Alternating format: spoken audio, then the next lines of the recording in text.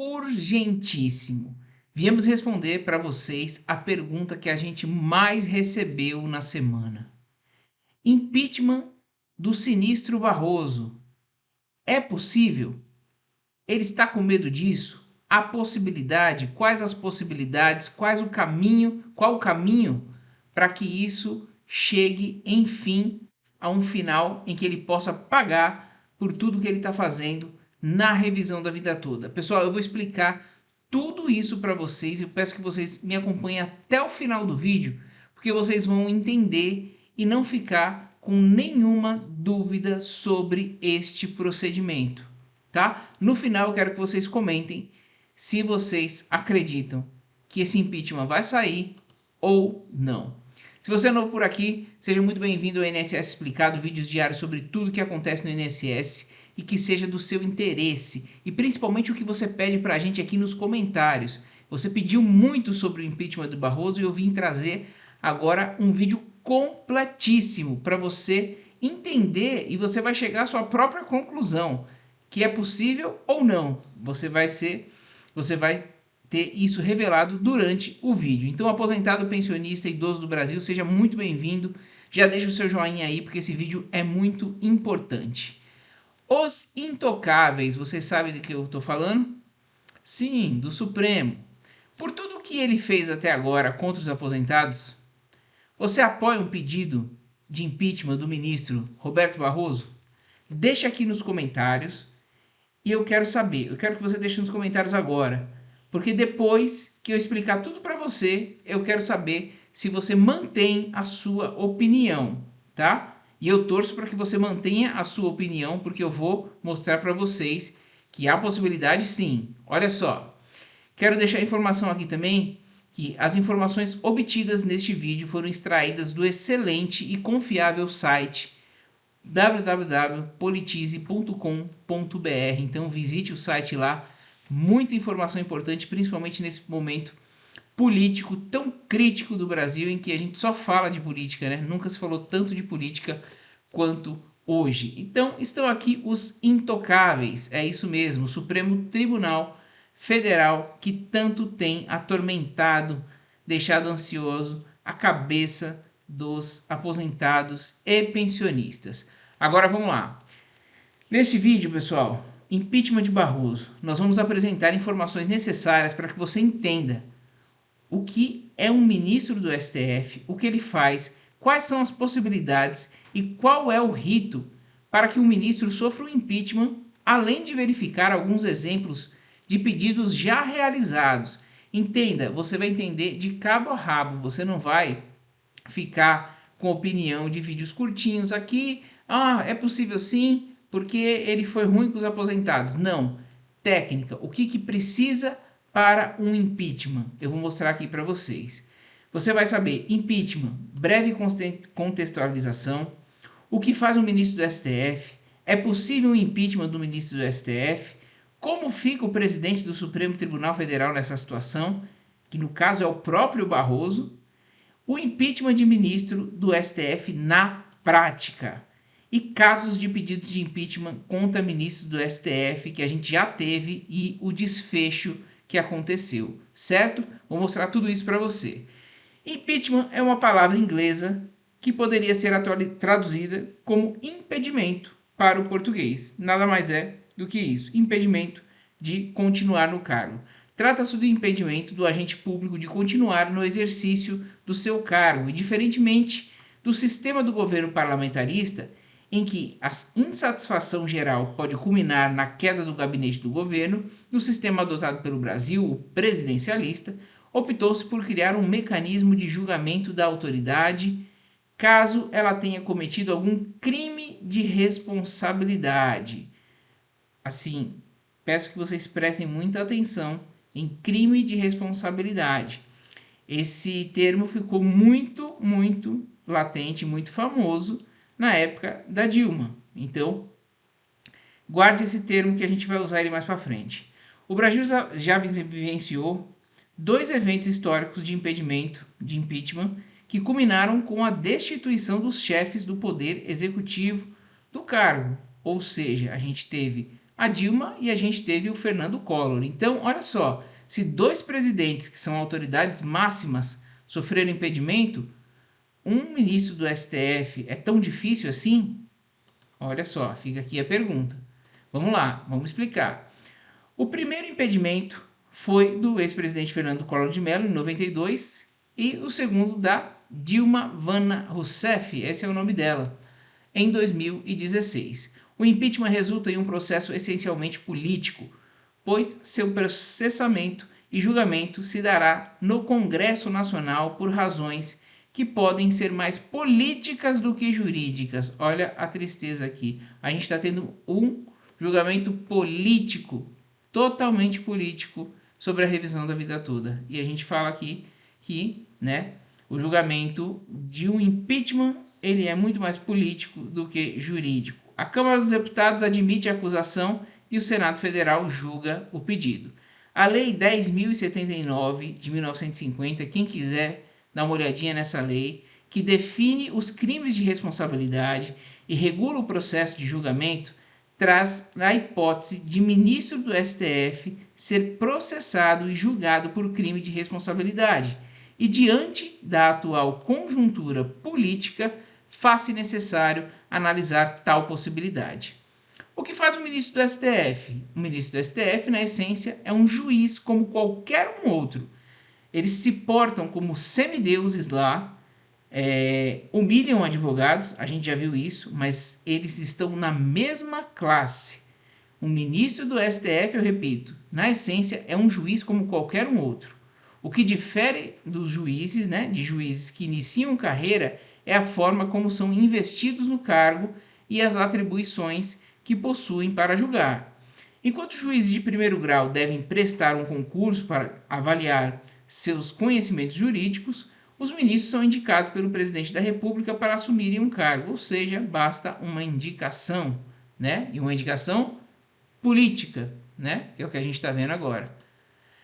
Essa indicação política, uma vez que o presidente da República poderá indicar qualquer pessoa, seja ela integrante de algum tribunal ou não, os únicos requisitos exigidos pela Constituição Federal são ter mais de 35 anos e menos de 65 anos de idade, ser brasileiro nato e ter notável saber jurídico e reputação ilibada. Feita a condição, feita a indicação, o candidato será sabatinado pela Comissão de Constituição e Justiça e Cidadania do Senado e, se aprovado, será a vez do plenário decidir pela aprovação do candidato por maioria absoluta, mais de 41 votos do total de 81 senadores.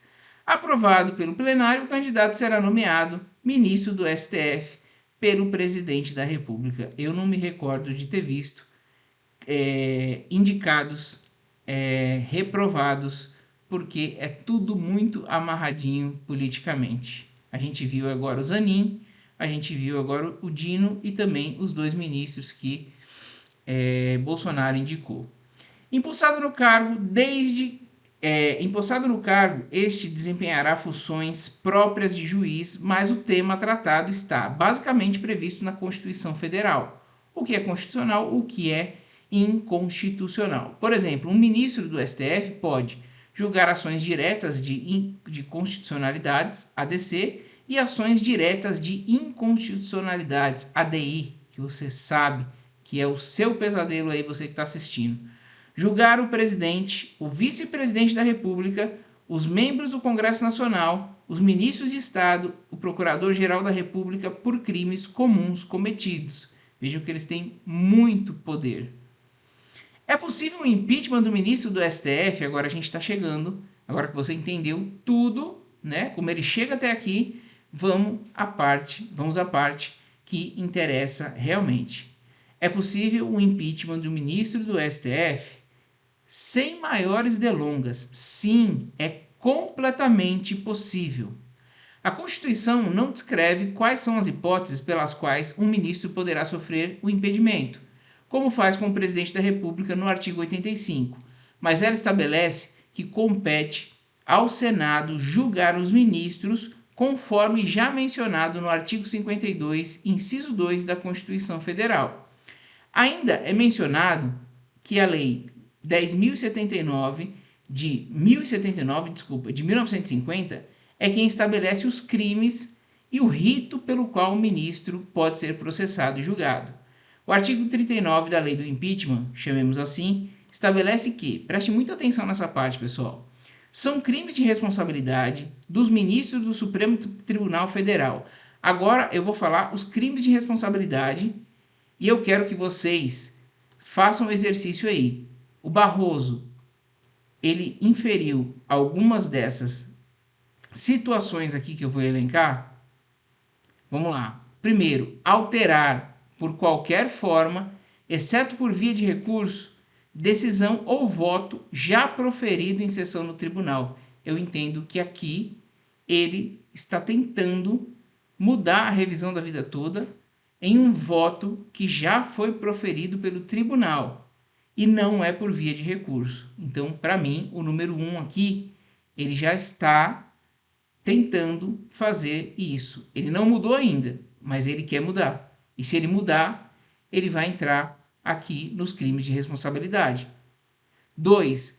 Proferir julgamento quando, por lei, seja suspeito na causa. Pessoal, a gente tem o ministro André Mendonça, que, sobre a revisão da vida toda, ele atuou como advogado-geral da União. Ou seja, ele é totalmente suspeito.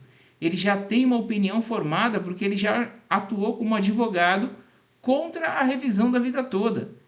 Então, ele julgar a revisão da vida toda, ele merece um impeachment aqui também, um pedido. Porque ele está lá julgando, porque ninguém mexeu com ele, ninguém falou nada. Aliás, aventaram isso, mas eles falaram que não tem nada a ver. O próprio ministro mais antigo, que me falta o nome dele aqui agora, ele julgou as ADIs, né, e foi aventado pelo Murilo White, lá no julgamento, que ele não poderia julgar as ADIs, porque ele já tinha sido advogado-geral da União também, Gilmar Mendes. E ele disse que não tinha nada a ver, simplesmente assim, sem qualquer fundamento jurídico. Para você ver como eles são arrogantes, para você ver como eles são intocáveis, mas se enquadra sim. E principalmente na revisão da vida toda, eu entendo que André Mendonça é suspeito na causa, sim. 3. Exercer atividade político-partidária. Gente, o Barroso, ele está totalmente exercendo uma atividade político-partidária. É um pedido do Lula isso. E o Lula tem comparecido ao STF para poder articular a revisão da vida toda, ou seja, o fim da revisão da vida toda. É uma atividade político-partidária. Sim, não é ali no papel oficialmente, mas ele está sim atuando dessa forma. Assim como o próprio Barroso sofreu um pedido de impeachment quando ele disse que derrotou o bolsonarismo, ou seja, ele tomou partido político e sofreu um pedido de impeachment por isso, mas não deu em nada. 4. Ser patentemente desidioso no cumprimento dos deveres do cargo. Ele está sendo extremamente desidioso desde quando ele está arrastando a revisão da vida toda. Isso é desídia, pessoal. Não tem um despacho dele justificando o porquê ele vai jogando a revisão da vida toda, remarcando para frente, causando prejuízos enormes a advogados, causando prejuízos enormes ao próprio erário, caso essa ação seja ganha, o INSS vai pagar muito mais de atrasados. Então ele está sendo sim desidioso. Então veja que de 1 a 4 aqui, eu entendo que ele se enquadra nos 4. Eu entendo isso. Você pode entender diferente e eu quero que você deixe nos comentários. E tem o 5. Proceder de modo incompatível com a honra, a dignidade e o decoro de suas funções. Eu acho que ele tripudiar em cima dos aposentados, dizer que os aposentados não podem ganhar sempre, dar risadinha ali dos aposentados, enfim, e fazer toda essa manobra para poder jogar o processo para trás, para frente, vou julgar, não vou julgar, para mim é incompatível com honra, dignidade e decoro das suas funções, principalmente porque a gente está tratando de idosos e a gente tem a lei, né, que protege os idosos, o Estatuto dos Idosos. Eles estão sendo totalmente desrespeitados, falta decoro para o sinistro Roberto Barroso, tá? Então, 5, eu entendo que ele se enquadra também. Para não incorrer em equívocos, é importante abordar o que diz cada uma dessas hipóteses. Presta atenção. Alterar voto. Este item estabelece se o ministro alterar um voto ou uma decisão de um julgamento já encerrado. Ele comete crime de responsabilidade. Pessoal, o julgamento já da revisão da vida toda já está encerrado. Ele está em fase de embargos de declaração. O mérito já foi ganho e ele quer alterar o voto. Está errado. Uma leitura desavisada pode levar o leitor a incorrer no seguinte erro. Durante um julgamento, o ministro votou, mas no dia seguinte ele alterou o posicionamento sobre aquilo que está sendo julgado. Logo, ele cometeu o crime de responsabilidade. Na verdade, não. E não é o que o Barroso está fazendo. O Barroso está tentando pegar a revisão da vida toda, que já teve ganho no mérito, e alterar tudo. Tudo. Não é o voto dele que ele está tentando alterar. Então, não se enquadra no que está aqui. Não estamos fazendo confusão.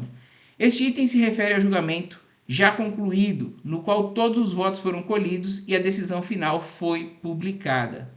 No decorrer de um julgamento, se o ministro votou de uma forma, mas antes que se encerrasse, dias depois ele altera o seu voto, ele não incorre em crime de responsabilidade.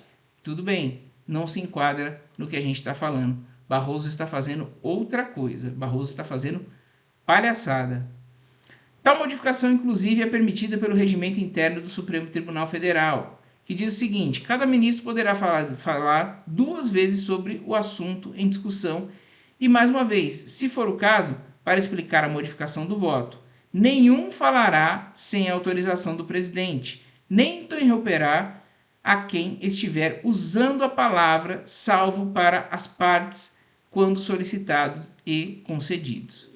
2. Suspeição. A suspeição ocorre quando o ministro for amigo íntimo ou inimigo da parte ou do seu advogado. Quando receber presente das pessoas que têm interesse no julgamento da causa, quando qualquer das partes for seu credor ou devedor, e quando o próprio ministro for interessado no julgamento da causa em benefício de qualquer das partes. Ele era interessado, pessoal. Ele era AGU, como eu falei, do ministro indicado por Bolsonaro. Caso o ministro julgue posteriormente, se comprove uma dessas hipóteses, ele terá incorrido em crime de responsabilidade. Já foi pedida a suspeição deste ministro, o terrivelmente evangélico, mas nada foi feito até agora. Para mim, ele é totalmente suspeito, porque ele já votou, ele já tem um entendimento contra a revisão da vida toda. Ele não poderia votar. Ele não tem uma isenção para chegar lá, pegar o processo e estudar. Ele já tem esse processo estudado há muito tempo e já tem uma opinião formada. Atividade político-partidária. Este item é autoexplicativo. O ministro não pode ter atividade partidária, como participar de campanhas eleitorais, manifestar-se a favor ou contra determinado partido em questões estritamente políticas e etc. Isso não significa que, se ele decidir a favor de um partido político ao qual é integrante, o presidente da República que indicou julgará com parcialidade. Eu entendo que dá para enquadrar o Barroso aqui também. Ele foi muito mais enfático quando ele disse que derrotou o bolsonarismo, que não era função dele, né? Então, aqui está muito mais velado, né, na caso da revisão da vida toda, a atividade político-partidária dele. Inclusive, a indicação dele vem do PT. Mas, enfim, esse daqui é o mais brando, mais difícil de enquadrá-lo. Ser desidioso, para mim, ele é totalmente desidioso. Este item é muito subjetivo e difícil de caracterizar. Ser desidioso significa ser preguiçoso e negligente. Ele é totalmente negligente com a revisão da vida toda. Preguiçoso? Não sei. Eu entendo que quando ele entra na sessão ali e com atraso, para o café, que é de meia hora, e fica lá 1 hora, 1 hora e meia, é preguiçoso sim. E negligente nem se fala. O ministro e principalmente o presidente do Supremo atua como coisa pública, ou seja, o trabalho que eles desempenham não é para si, mas sim para a sociedade. Portanto, seria inadmissível ter um ministro que passa por muito tempo em viagens e aproveita para tirar folga para não ir trabalhar, ou seja, não produzir aquilo que se espera que ele produza. E ele não produz aquilo que a gente espera que ele produza. Quantas viagens os aposentados fizeram com data marcada, com a pauta já ali, com a revisão da vida toda. Advogados gastaram muito dinheiro comprando passagem em cima da hora para poder ir para as datas que ele marcou e ele simplesmente não julga sem qualquer motivo. É desidioso sim. Eu acho que a gente tem que levar ao pé da letra e ele está sendo desidioso e preguiçoso. Na prática, é muito difícil caracterizar o crime de responsabilidade desse item 4, ser desidioso. O artigo 39, pois, comumente os ministros são pessoas altamente capacitadas, ou seja, intocáveis. Honra, dignidade e decoro é o 5. Este item também é muito subjetivo, mas vamos aqui imaginar que o ministro, durante o julgamento, profira palavras de baixo calão. Tal atitude seria inadmissível e a melhor solução seria impedi-lo de continuar desempenhando as funções de ministro. O próprio Barroso já teve situações assim em que ele agrediu um dos ministros, um dos decanos, que foi Gilmar Mendes, mas nada aconteceu com o senhor intocável. E como fica o presidente do Tribunal Federal, que coincidentemente é o Barroso? Artigo 39. A lei do impeachment estabelece que constituem também crimes de responsabilidade do presidente do Supremo Tribunal Federal ou do seu substituto quando no exercício da presidência as condutas previstas no artigo 10 desta lei, quando por eles ordenadas ou praticadas. Vamos lá, vamos explicar isso daqui. O artigo 10, a que se faz menção, versa sobre crimes cometidos contra a lei orçamentária. Aqui não é o caso, tá? Mas eu vou passar rapidinho aqui para vocês entenderem. Para entender essa questão, primeiro vamos ver brevemente o que é a lei orçamentária. A Constituição Federal estabelece no artigo 65 3 tipos de lei orçamentárias: a plurianual, a PPA, a Lei de Diretrizes Orçamentárias, a LDO, e a Lei Orçamentária Anual, a LOA, certo? Impeachment de ministro do STF na prática. A lei do impeachment estabelece o procedimento que se divide em denúncia, artigo 41 e seguintes, acusação e defesa, artigo 58 e seguintes, e sentença, artigo 68 e seguintes. Denúncia do ministro do Supremo Federal.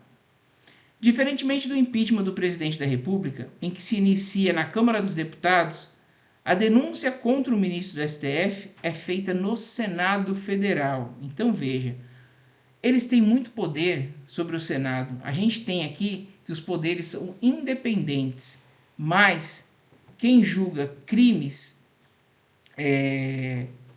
do Senado, crimes praticados fora da atribuição, é o próprio STF. Então, no fundo, o Senado tem um certo medo do STF. E isso acaba prejudicando também esse pedido de impeachment. A seguir, eu vou mostrar o passo a passo aqui para vocês da denúncia. Primeiro passo: qualquer cidadão pode denunciar um ministro do STF. Qualquer cidadão pode denunciar um ministro do STF. Você mesmo que está me escutando aqui. Para que a denúncia seja aceita, o ministro precisa estar no cargo. Caso contrário, o processo não terá seguimento. Barroso está lá no cargo, tá? Assim como o Mendonça está lá no cargo e eu entendo que ele é suspeito por ter sido AGU. Segundo passo: A petição a ser entregue deve conter a assinatura do denunciante, com firma reconhecida, os documentos que comprovem o crime ou ser declarada a impossibilidade de entregar, desde que indique onde a prova pode ser encontrada. E se o crime tiver prova testemunhal, essas deverão ser indicadas em número 5 no mínimo. Terceiro passo, o presidente do Senado poderá dar seguimento ou não. Sobre o ponto, o artigo 44 da lei do impeachment diz que, recebida a denúncia pela mesa do Senado, será lida no expediente da sessão seguinte, leia-se, reunião realizada no plenário do Senado, e despachada a uma comissão especial, leia-se, após a leitura do plenário, uma comissão de senadores analisará a denúncia, eleita para opinar sobre a mesma. Aí, aquela comissão que vai provavelmente favorecer este ministro, se ele for ali da patota da política. A controvérsia que se pode criar é, se tantas denúncias já foram feitas, por que não é dado seguimento ao processo? Porque protocolar denúncia não significa que ela será recebida. Primeiramente, cabe ao presidente do Senado decidir pelo recebimento e seguimento da denúncia. Antes do presidente do Senado decidir se a denúncia segue ou não, os advogados do Senado emitirão um parecer que normalmente é adotado pelo presidente. Se a decisão for positiva, então será feita a leitura na sessão seguinte. Outro problema daí advindo se refere ao prazo para que o presidente aprecie essas denúncias. Não tem prazo, ele pode ficar engavetado lá. É isso mesmo, pode ficar engavetado, assim como a revisão da vida toda está engavetada, você vai lá, perde seu tempo, faz toda a fundamentação, denuncia o Barroso e aí não tem prazo, simplesmente não tem prazo. Vai para a gaveta lá, ou se for um processo virtual, vai para a gaveta virtual lá, uma pasta virtual, e fica lá. Se ele não quiser julgar nunca mais, fica lá. Olha que absurdo. Quarto passo. Supondo que a denúncia foi recebida e teve seguimento, uma comissão especial será instalada para discutir o parecer sobre a denúncia no prazo de 10 dias, aí quando ele for pautado. O parecer consiste em dizer se a denúncia deve ser julgada ou não. Para a aprovação do parecer sobre a denúncia, bastará uma maioria simples daqueles que estiverem presentes na sessão. Se os senadores entenderem que a denúncia não deve ser apreciada, ela será arquivada, mas se for aceita, cópias serão remetidas para que o denunciado responda no prazo de 10 dias às acusações. Após o prazo de 10 dias para a defesa, o Senado dará um parecer também dentro de 10 dias sobre a procedência ou improcedência da acusação. Quinto passo, se o parecer final for admitido, o denunciado sofrerá as seguintes consequências. Aí sim, isso nunca aconteceu, tá, pessoal? Só para mostrar para vocês. As consequências seriam essas. Ficar suspenso do exercício de suas funções até sentença final, ficar sujeito à acusação criminal, perder até sentença final 1/3 dos vencimentos que lhe será pago caso de absolvição, e acusação e defesa. Aqui, após a aprovação do parecer final sobre a denúncia, a próxima fase visa aprofundar o debate entre acusação e defesa. Ele vai ter a defesa dele. Primeiro passo, o denunciante poderá acessar o processo no prazo de 48 horas para apresentar sua acusação e testemunhas e, em seguinte, o denunciado acessará o processo no mesmo prazo para oferecer sua defesa no rol de testemunhas. E aí, pessoal, é difícil, né? Um cidadão comum vai lá e denuncia um intocável como o Roberto Barroso, presidente do STF. Você acha que ele não fica com medo de represálias? Segundo passo, tanto a acusação quanto a defesa serão enviadas para o presidente do Supremo Tribunal Federal, que presidirá a sessão de julgamento do Senado. Terceiro passo, no dia do julgamento, após a verificação da presença do número mínimo de senadores, 2/3, o que equivale a 54 senadores, a sessão será aberta, sendo que eles próprios serão os juízes do processo. Quarto passo, estou terminando.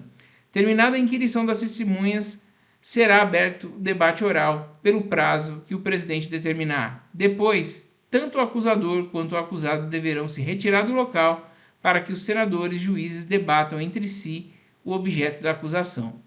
Após este debate, o presidente fará um relatório com um resumo dos fundamentos da acusação e da defesa, bem como das respectivas provas, submetendo em seguida o caso a julgamento. E aí o julgamento. Os senadores, juízes, deverão responder, porque os senadores aqui atuam como juízes, né? Deverão responder sim ou não à pergunta. Cometeu crime o acusado? X, né? No caso Barroso aqui que a gente está falando. O crime que lhe é imputado deve ser condenado à perda do cargo? Para a condenação, 2/3 dos senadores e juízes deverão responder sim. Após isso, o presidente do julgamento fará nova consulta para saber se o condenado ficará inabilitado por prazo não superior a 5 anos para exercer qualquer função pública. Se a sentença absolver o acusado, ele será reabilitado para suas funções com direito à restituição da parte do salário que ficou retido. Oh, maravilha, né? A sentença será assinada tanto pelo presidente do julgamento quanto pelos senadores juízes. E, quando eu falo senadores juízes, são senadores normais que eles estão atuando como juízes julgando o caso do impeachment. E será informada pelo STF ao presidente da República. Casos de pedidos de impeachment contra ministros do STF. Eu vou dar exemplos para vocês agora que se assemelham às situações que a gente está aqui agora. Em 2019, por conta daquela rixa entre Bolsonaro e Supremo Tribunal Federal, choveram pedidos de impeachment. E olha só os exemplos que eu vou mostrar aqui para vocês. Pode-se dizer que a principal função de juiz é julgar e cada um decide sobre o assunto que lhe confere a competência de decidir. O ministro do STF julgam processos de alta relevância jurídica, política e social. Porém, há uma onda de insatisfação criada no seio da sociedade contra decisões dos ministros. As críticas são diversas e severas, e o atual clima político apenas infla as suspeitas de decisões. De um lado, um grupo político X acredita que determinados ministros favorecem o grupo político Y. Já este acredita que determinados ministros favorecem aquele. Com efeito, percebe-se que muitas críticas são feitas sem fundamento e o que o interlocutor se baseia em suspeitas, fake news, interpretações de decisões, supostas tendências ideológicas, favorecimento e etc. Foi o que aconteceu no período de Bolsonaro, mas não é o que está acontecendo agora. Na revisão da vida toda não tem lado, tá, pessoal? Não tem lado. Na verdade, os dois, tanto o Bolsonaro quanto o Lula, não quiseram pagar a revisão da vida toda. Então, é o seguinte, por mais que a decisão favoreça esse ou aquele, o pressuposto das críticas não deve levar em consideração quem se beneficia da decisão, mas sim a técnica empregada para decidir, ou seja, se esta está de acordo com as leis vigentes, se não há impedimento ou suspensão e etc. O Barroso já disse que a revisão da vida toda vai causar um impacto de 480 bilhões e ele não pode liberar isso. Ele não está se atendo à lei, ele está se atendo à situação do Brasil. Se o Brasil entrou em um colapso financeiro, não importa, ele tem que julgar a lei, o direito. Acusar um juiz de parcialidade nas suas decisões nunca é fácil, como dito acima, mas basta ver a quem a decisão beneficia. Logo, a possibilidade de impeachment de ministro de STF se restringe a encaixar a conduta aos tipos de crime de responsabilidade elencados no artigo 39 e 39A da lei do impeachment. Alguns pedidos de impeachment protocolados em 2019, para vocês terem uma ideia, contra quem e por qual motivo e o status do processo. Olha só, petição 1 de 2019 foi contra Gilmar Mendes, porque ele pediu vista, leia-se, um tempo de um processo que versa sobre a doação de pessoas jurídicas para campanhas eleitorais e partidos políticos. Além disso, ele demorou meses para devolver o processo, mas se manifestou sobre o tema na imprensa. Foi acusado de ser desidioso no cumprimento dos deveres do cargo. esse pedido foi rejeitado. Ele foi desidioso? Óbvio que foi, mas o pedido foi rejeitado. Petição número 2, contra Ricardo Lewandowski, porque deu voz de prisão a, aqui, deixa eu passar aqui para vocês, Supremo é uma vergonha, disse ele. Eu tenho vergonha de ser brasileiro quando vejo vocês, um cidadão disse. Ao ser ameaçado de prisão, o passageiro alegou que tinha direito de expressão.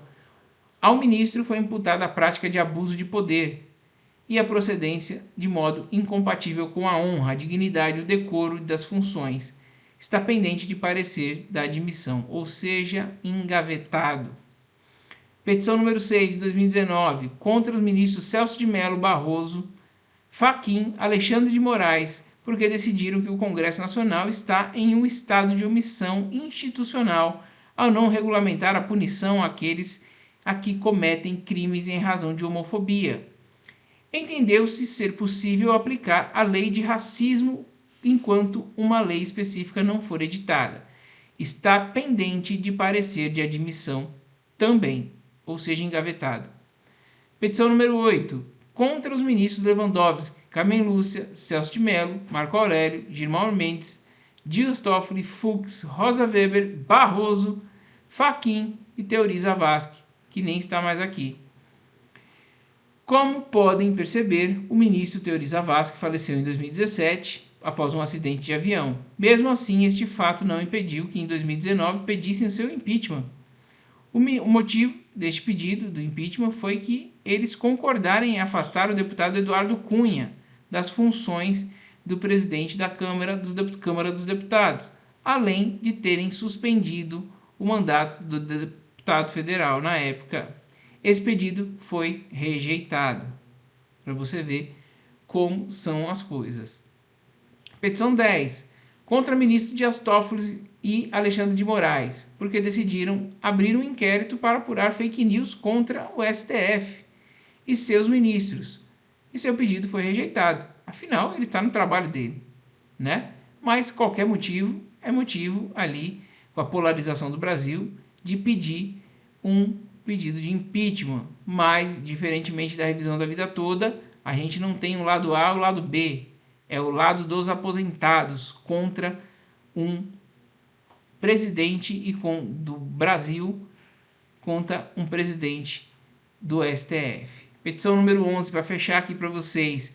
Contra todos os ministros do STF, além da Procuradora-Geral Raquel Dodge, na época, em discussão é complexa e gira em torno da implantação do voto impresso nas eleições. Há diversas acusações contra os ministros, como serem desidiosos, suspeições, etc. O pedido também foi simplesmente rejeitado. Pedido 13, contra Dias Toffoli, porque determinou a retirada da matéria jornalística do antagonista e Cruzoé. Esse pedido foi rejeitado, né? Determinou a retirada da matéria, acharam que era o abuso dele, mas simplesmente o pedido foi rejeitado pelo Senado. A 15, contra Dias Toffoli também, porque determinou a paralisação dos processos judiciais, inquéritos policiais e procedimentos do MPF e Ministério Público estaduais que se utilizam de dados do COAF. Esse pedido foi rejeitado também, não deu em nada. Pedido de 16, contra todos os ministros do STF por diversas razões, em que se elenca fatos desde o início do governo Lula. Pedido rejeitado por ser muito genérico também. São várias acusações, vocês puderam ver, das mais simples em petições de 5 páginas até as mais complexas. Até hoje, mais de 170 pedidos foram feitos. Eu só mostrei aqui para vocês os mais recentes. Em petições que somam mais de 4.000 páginas, mas em que pese todas essas tentativas de impeachment contra o ministro do STF, recorde-se o citado no início deste vídeo. Impeachment é um processo essencialmente político. Vou repetir, impeachment é um processo essencialmente político. Enquanto a situação entre os ministros e o parlamento não se desgastar ou enquanto os fatos a eles imputados não forem de extrema gravidade do ponto de vista jurídico, ético, moral, político, etc., é grande a probabilidade dessas denúncias não prosperarem, ou seja, nunca prosperarem como nunca prosperaram. Este vídeo não se pretende adentrar no mérito daquilo que se alega nas denúncias contra os ministros acima citados, mas sim afirmar que o ordenamento prevê a possibilidade do impeachment deles conforme hipóteses citadas. Deve-se ponderar que todo processo de impeachment gera uma crise institucional, sim. Agora, cabe ao presidente do Senado avaliar o segmento ou não e não ter rabo preso com o STF, porque crime de responsabilidade vai cair no STF e aí ele vai estar pego. É isso. É o medo de um e de outro. É medo de cometer um crime aqui, o senador, crime de responsabilidade, o Senado vai lá e caça ele. E também um componente do Supremo cometer um crime, sofrer um impeachment e ficar ali marcado pelo STF, para quando esse senador cometer algum equívoco, ele também ser cassado. Então, um tem medo do outro. Enfim, é isso que acontece, infelizmente. Então, pessoal, resumindo agora para vocês, é possível, eu entendo que o Barroso se enquadra em todas as questões ali sobre a possibilidade dele sofrer o impeachment, mas eu vejo que, por ser um processo político, a revisão da vida toda já está sendo definida politicamente, ele está se expondo, ele está se expondo em prol do governo, botando a cara, e com certeza o governo, o Senado não vão deixar ele sofrer esse impeachment, ainda que chova processos de pedido de impedimento para ele. É possível? Respondendo a pergunta, é possível.